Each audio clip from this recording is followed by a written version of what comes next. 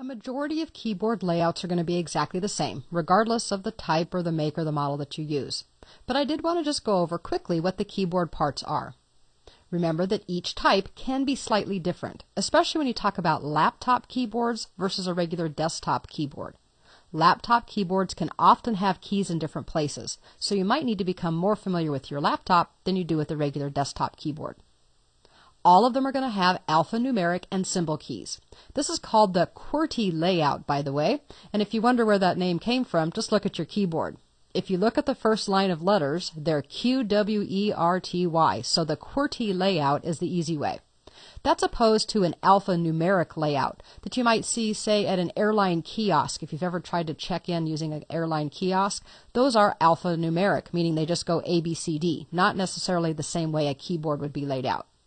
If this layout seems odd to you, just know that when they first created typewriters, somebody really thought about this, and they put key combinations so that they are easier to work with than it would be if you simply lined up the letters and numbers in alphanumeric order.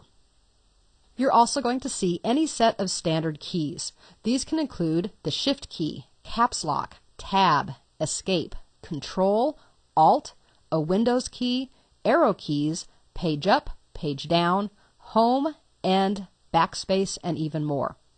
Now these may seem very foreign to you right now, but these are actually keys that you will use very often. For example, when typing, you're going to use the Shift key to make an uppercase letter, or if you want to type in all uppercase, you might use the Caps Lock so you don't have to hold the Shift key. Likewise, the Tab key can be used, but it does different things. The Tab key can either move you across a page if you're doing word processing, or it can move you from field to field when you're filling out something like an online form. We won't talk about all of these now, but as we work through this course, we'll talk about many of these keys and how they can be used as shortcuts for menu commands. These are the function keys that I mentioned in the last lesson, F1 through F12. Now these function keys actually have special uses, and the use depends on what application you happen to be working in. The one I can tell you right now is that F1 almost always brings up a help window. All the rest of them, though, F2 through F12, will do very different things depending on which operating system or which application you happen to be working in. As I mentioned, you also might have a 10 keypad for quick numeric entry, which is great when you're trying to enter a lot of numbers. Accountants especially love this. And you might also have those special media or computer keys. With this in mind, let's actually take a look at an actual keyboard so we can see where all of these different parts reside. Now remember, this actually is just a sample keyboard, and your keyboard may be a little bit different. I've also brought up a picture of a keyboard that is used sometimes for people with visual impairments. So what you will notice is that the print on these keys is much larger than it might be on a regular keyboard. That's just so we can see things better for this particular demonstration. The function of the keys, though, and the location for most of them will be very similar in all keyboards. Naturally, we're going to begin with those alphanumeric and symbols that we've talked about. If you're familiar with a typewriter, this is going to be the same. But you know what? It's interesting that in the generations of these days, many people, especially younger people, have actually never touched an actual typewriter. The only thing they know is the keyboarding. In fact, we don't even find typing classes anymore. They're all keyboarding classes. So for those of you who are a little bit older like I am, we can understand and kind of smile about the fact that typing and typewriters are actually a fairly old technology. Instead, we'll call it keyboarding. But the alphanumerics that we see highlighted here are going to be the same. This is the QWERTY layout that we were talking about before. When we're typing, we often need to work with making capital letters, or using symbols instead of numbers, typing in all capital letters, or erasing letters by backspacing. So I've highlighted here the Shift keys, which can be found on both the left and right sides of the lower part of the keyboard. We also have the Caps Lock. The one highlighted on the upper right is the Backspace, which allows you to erase or go back from the right to the left. And I've also highlighted the Enter or the Return key, which is how we go to a new line in a computer or do a paragraph break. Won't get too much into that one because that's more about word processing, but these are very basic keys that almost everybody uses anytime they're typing some type of text. Next comes the 10 keypad. As you can see, the layout is very similar to what a 10 key would be, or a calculator. You also see along the top and the right edge that we have the basic mathematical symbols. the // for division, the asterisk for multiplication, the dash for subtraction, the plus sign for addition. There's also an enter key, which allows you to set an entry. And another key that's important is on the upper left. This key is the numlock key. If you ever are typing and you're trying to type numbers on your 10 key, but instead it's moving the cursor, it means you need to press that key. When this is disabled, you can see, for example, on the number 4, there's a left arrow. If the numlock is not on, then pressing the number 4 is actually going to move your cursor to the left. Likewise, the number 6 moves it to the right, the number 8 moves the cursor up, the number 2 moves it down, and you can see that there are other things there as well, like page up, page down, home, and end. So, if your 10 key isn't typing numbers and you want it to, press the numlock key. The more common way to move your cursor using the keyboard is to actually use the cursor or the arrow keys, usually located between the alphanumeric keys and the 10 key. These are simply up, down, left, and right, and will move your cursor in that specified direction. Just above this is a set of 6 special keys that actually I use quite a bit. They include insert and delete, home and end, page up and page down. Insert actually toggles you between insert mode and overtype mode, which again we won't talk about here because that's a word processing thing. Delete is kind of the opposite of backspace. When you press the backspace key, it erases things to the left of the cursor. When you press the delete key, it deletes things to the right of the cursor. The delete key can also be used to remove something that's selected. So, for example, if you left-clicked on a file to select it and then pressed delete, it would delete that file from the computer. The home key moves your cursor to the beginning of a line, and the end key moves it to the end of a line. And page up and page down simply scroll your screen up or down in the appropriate direction. Now we get to some special keys. There is one on each side of the spacebar, the Control key and the Alt key. The short version of this is that these keys, usually in combination with other keys, allow you to do special things. For example, pressing the Alt key and a letter will display a menu. Alt F, for example, displays the file menu instead of having to click on it with the mouse. The Control key usually does system things. For example, Control P prints something, Control S saves something, and Control O will open something. These are some shortcuts that we'll go through again as we move through the course. But just so you know for now, Control and Alt are often used in combination with other keys to perform special functions. Recent keyboards will also have a Windows key of some sort, and this is used for doing special Windows things. And I'll demonstrate some of these when we get into talking about the Windows desktop. One of the things it does, though, is this is the same as clicking on the Start button. So again, if you didn't have a mouse or you didn't want to move to your mouse, you could press this button on the keyboard to display the Start menu, which we've already seen a couple of times in this course. Then we get to those function keys, which I've mentioned a couple of times, F1 through F12. F1 almost always will bring up help for whatever you happen to be in. So if you're looking at the Windows desktop, it will bring up help for Windows. If you were in Microsoft Word, it would bring up help for Word. The rest of the function keys do very different things depending on the specific application that you're in, and that's part of learning about those software programs. The last key that we'll talk about is the Escape key. Now I love the Escape key because it does some nice things. Basically, the Escape key lets us back out of something. So if I selected something and I didn't want to go ahead and click on something inside of that, I could press Escape to get out of it. If I display a menu, it will hide the menu. If I opened a dialog box, pressing Escape will close the dialog box without having to click or without having to make a choice. We'll talk more about the Escape key as we work with some special applications as well. So now when you look at the keyboard, you can see that instead of just being a whole bunch of buttons, they actually are located in specific areas, and those areas tend to do specific things. You may or may not use all of the buttons, and I don't care if you do. What I do care about is that you're familiar with what each of these can do, even if it may have a special function within a certain piece of software or application.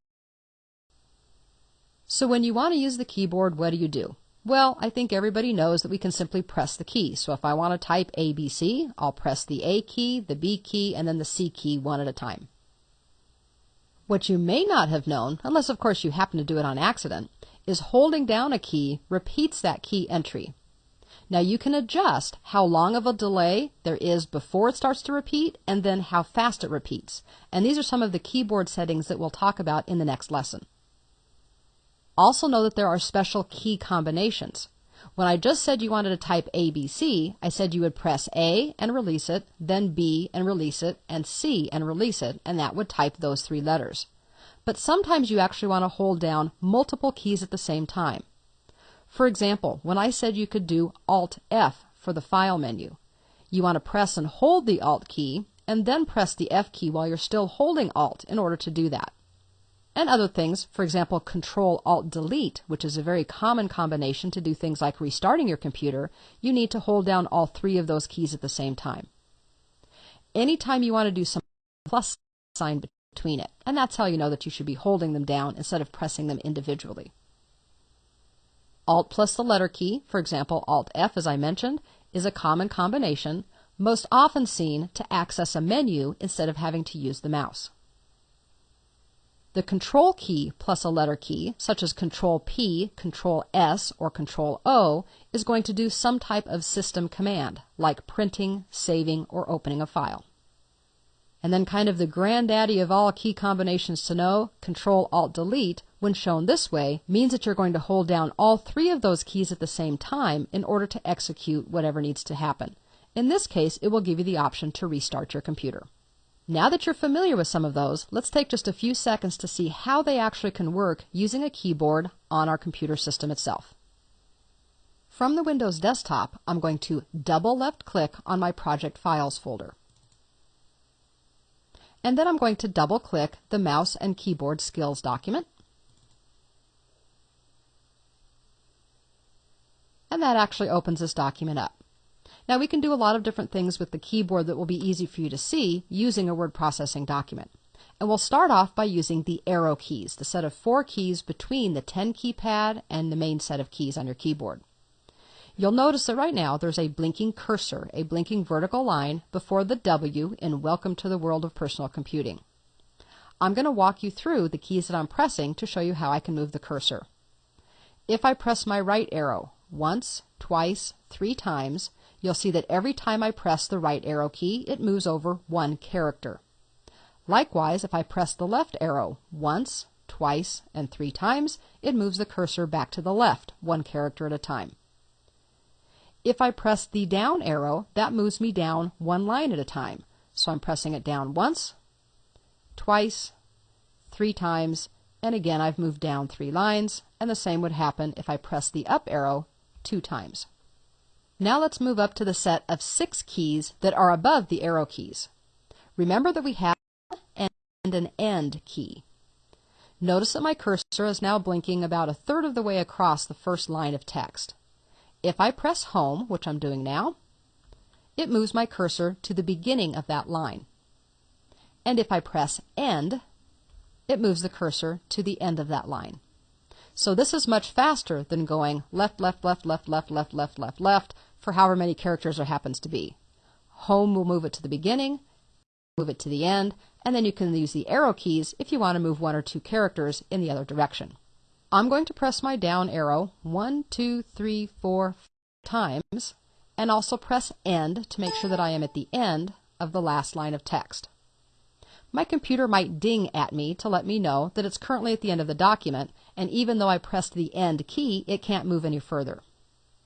Now I'm going to press the Enter or Return key, which is going to force it to move to a new line.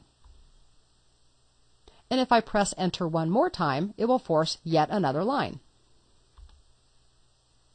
Now I'm going to move to the left side of my keyboard and find the Tab key. The Tab key can do a variety of things, but in word processing, it moves your cursor across the page. So I'm going to press Tab once, twice, 3 times. What you'll notice is that it's basically moving 1/2 of an inch at a time. So if you were trying to indent the first line of a paragraph, or if you wanted to offset type by having it in further than the left margin of the document, the Tab key can help you do that. Remember, the Tab key also does special things. For example, if you're working in a form, In that case, the Tab key will move you from one field to the next field instead of having to click with your mouse and then moving your hands back to the keyboard to continue to type. Now I'm going to use the numbers on my keypad. If I simply press 1, 2, 3, we can see that it types those letters. But now I'm going to press the num lock or the numbers lock key. Currently, my computer has the number lock on. That's why I'm able to type these digits. But if I press the num lock key, that will turn it off. And now if I press, for example, the number 8 key, that's the same as using the up key, because instead of being a 10 key, it's now simply moving the cursor. So remember, if it's not behaving the way that you want, usually that means not typing numbers, you probably just need to press your num lock key. On some keyboards, there will be a special light that will show you when the number lock is on, or it may actually show up somewhere on your operating system or your window. For example, in Microsoft Word, NUM will appear in the status bar to show you that your number lock is on. Now I want to show you one of my special keys. And remember, I've been talking a little bit about the key combination called Control P. I'm going to go ahead and press and hold the Control key, and then press the letter P on my keyboard. And this is displaying the print dialog box. There are a few other ways I could have brought this up, which we'll talk about in later chapters, but this is one of my favorite keyboard shortcuts. Because when I'm typing along, I can very quickly press some key combinations to do several things very quickly. For example, I might do Control S, Control P, Enter. Control S saves my document, Control P prints my document, and then pressing Enter is the same as clicking on the Print button, and that actually sends it off to print. You have to trust me when I say that's a lot faster than moving my hand to my mouse, going to the File menu, coming down and clicking Save, clicking back on the File menu, clicking on Print, and then moving my mouse to the Print key, pressing that button, and being done. Key combinations can often be much faster than using the mouse. It doesn't matter to me which ones you use because they all do the same thing. I think you'll just find eventually that it's faster and more efficient to use keyboard shortcuts when they're available. One of those keyboard shortcuts that I want to show you now is the last key we talked about when we looked at the keyboard itself on screen, and that is the Escape key. The Escape key is often the default, or the same as pressing Cancel. We have a Cancel button on the bottom of this window, and I could click on it to close the box without printing. But I can also press Escape, which I'll do now. That makes it go away, which is perfect. And now you've seen a little bit about how your keyboard can work within a word processing document. I'm going to move over to the right side of this window and do a single left click on the red X to close it out. Since I've added some changes, I am not going to save these changes. So I'm going to do a single left click on the button that says Don't Save. Then I will also close out the folder by clicking on the red X on the top right side of its window.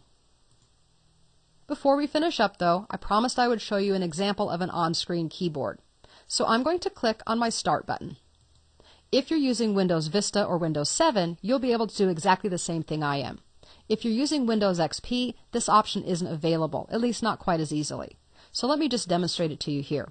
I'm going to type On-Screen Keyboard.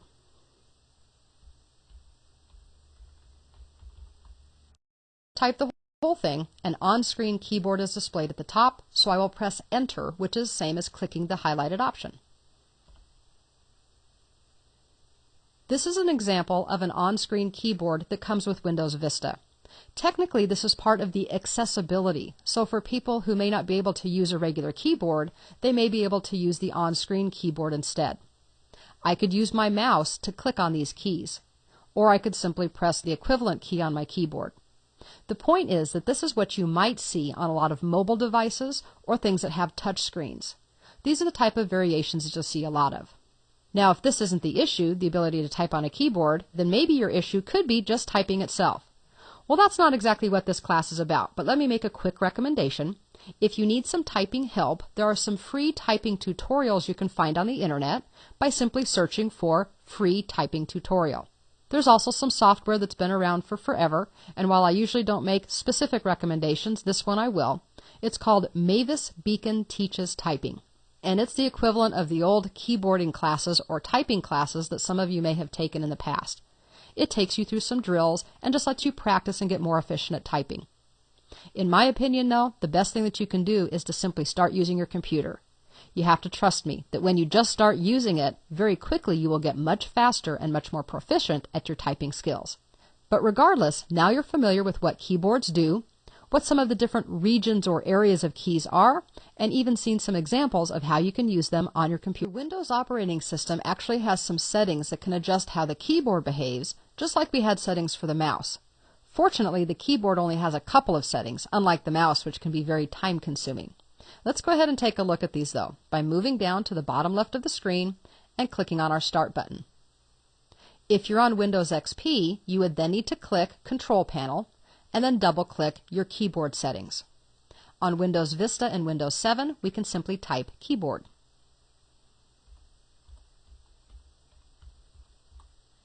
Now, I could certainly take my mouse, move up near the top of the Start menu, and click on Keyboard.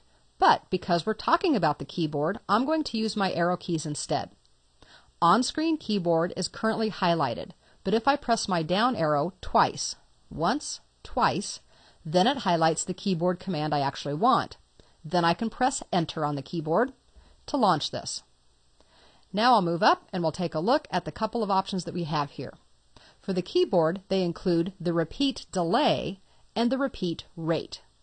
The repeat delay determines how long, if I hold down a key, before the computer starts to repeat that letter. So for example, if I held down the letter A, would it immediately start typing A, or would there be a little bit of a delay? The second thing is how fast does it repeat? So let's do this. Let's first of all click and drag and move the delay to a long period of time, and likewise move the repeat rate to slow. Now I'm going to click down at the bottom where it says click here and hold down a key, and we'll actually see how this works. Now I'm going to do some counting because you can't actually see. I'm going to press and hold the A key, and then I'm going to count so we can see how long until the second A appears. And then we'll also see how fast it repeats. So I'm pressing A now. 1, 2. Now you saw that there was kind of a delay there. Let me do that again. I'm using my backspace key to get rid of those A's. Hold, and there it goes. Now keep that in mind when I move these to the other end. Now I'm going to say that I want a short delay, and I want it to repeat very quickly. Now I'll move back down and I'll click, move my cursor out of the way so you can see it, and now press and hold now, and you can see almost immediately, and it's a lot faster. Now for this particular computer, I'm not seeing as much of a difference as I do on some other computers. So actually, your operating system, your processor, and a lot of other different things like hardware can make a difference on how this appears. The point is that if you're ever typing and you tend to be the kind of person that presses your keys slowly and maybe tends to hold them down a little bit longer than a faster typist, if you end up getting multiple letters when you didn't want them, you can come in here and you can say, I want to make the repeat delay longer, and I want to make the repeat rate slower. That way it will work the way that you want it to. The one last thing that we have in here that's not completely related to the keyboard, but it's at the very bottom of this dialog box, is something called the cursor blink rate. For most people, the default is going to be comfortable, and we can see it over here. If you want to make it go faster, you can drag the slider, and you can actually bring it all the way down where it actually is none. Now I don't ever recommend that, because if you look at this, we have a hard time seeing that that's a cursor. It looks more like it could be a letter L. So we always want to have it somewhere. The point is that you want to have it fast enough that it's easy for you to see, but not so fast. And honestly, one of the reasons they added this is because they have found the blink rate for people who may have seizure tendencies can actually cause them to have small seizures, sometimes larger ones. That's not something we want. So for most of us, it's just going to be an optical thing. How do we want to see it? But for other people, there may be some medical reasons why you want to slow down your cursor rate. That's all I wanted to look at. So I'm going to go ahead and click Cancel because I don't want to save any of these settings. And now I know how to set up my keyboard to behave just the way I want it to accommodate the type of typing style that I